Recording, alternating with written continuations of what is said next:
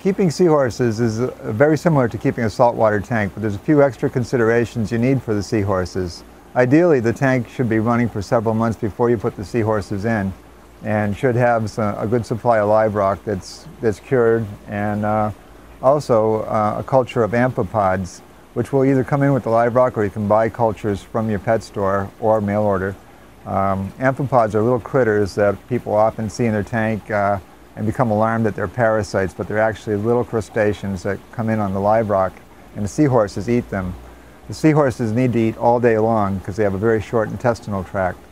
Ideally, you should buy tank-raised seahorses, which will already be eating frozen foods or prepared foods, but they'll still need the amphipods in the tank.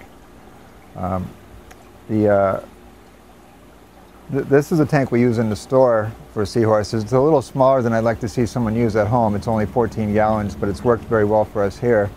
And in the tank, there's already a piece of live rock. There's a piece of dead gorgonian, which is called the seahorse tree, that they like to be able to wrap their tails around. You can also add ornaments. Some of the yellow seahorses need like yellow ornaments to maintain their yellow color, and sometimes I'll place some yellow tubing in the tank for them to wrap around, and it'll help them maintain their yellow color. Unfortunately, it floats, so you have to find a way to hold it down. I'll usually do that with a piece of live rock. Other pieces of live rock, a nice piece of live rock will have different things growing on it. This one has foraminifers on it, and some coralline algae. It's porous, which helps the tank filter your water. It's a fairly decent piece of rock. It's light, so it will absorb a lot of water.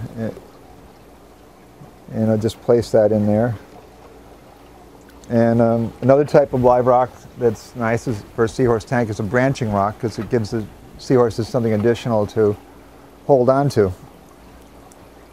And you just place it in there securely. You don't want it falling on the seahorses. And of course, when I'm disturbing the tank, it's going to get cloudy, and it'll clear up on its own in a few hours and be ready for the seahorses.